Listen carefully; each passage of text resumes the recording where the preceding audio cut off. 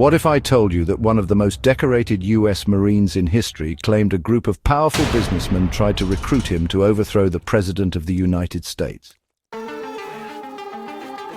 This is the mysterious and controversial story of General Smedley Butler and the alleged coup plot that could have changed American democracy forever.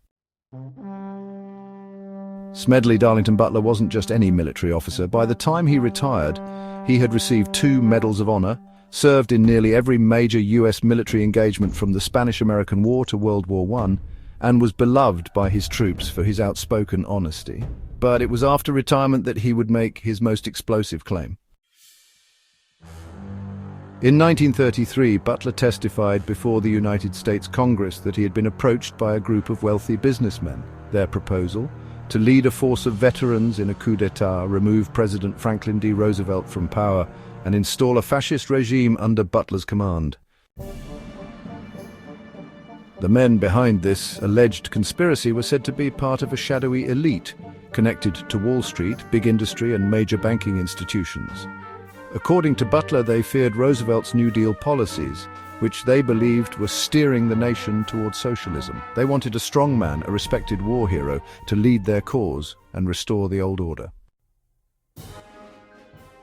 But Butler wasn't their man. Instead of joining the conspiracy, he went public. In November 1934, he appeared before the McCormick-Dickstein Committee, a precursor to the House Un-American Activities Committee. There, under oath, he laid out the details of what would later be dubbed the business plot.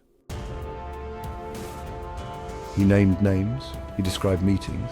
He even said the conspirators promised him a private army of 500,000 men. His testimony shocked the nation, but then, just as suddenly, it was dismissed. The committee took Butler seriously enough to investigate, and their final report acknowledged that there was evidence pointing to the existence of a plot, but no prosecutions ever followed. The alleged conspirators denied everything, and the press, while initially intrigued, gradually moved on. So was the plot real? Some historians argue that Butler's story was credible and that the lack of action afterward reflected just how powerful the accused men were. Others believe it was exaggerated or misunderstood, a mixture of political paranoia and hearsay. What adds to the intrigue is Butler's reputation. He was not a man easily dismissed. In fact, he spent much of his retirement speaking out against war profiteering and the corrupting influence of money in politics. In his famous speech and later book, War is a Racket, Butler called out the very same corporate interests he claimed tried to recruit him for the coup. And here's the question that still haunts us. If General Butler hadn't spoken up, could America have seen its first modern-day military dictatorship?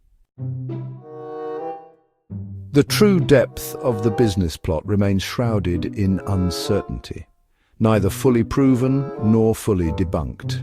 It's a ghost story of American history, whispered between the lines of dusty congressional records and faded newspaper clippings. But one thing is certain: in 1933, one of America's greatest war heroes stood at a crossroads and chose to defend the Constitution, not overthrow it. History remembers many kinds of soldiers, but few ever faced the battle Butler claimed to. And fewer still walk away without ever firing a shot, leaving behind only questions. Was there really a plan to take down the US government? And if so,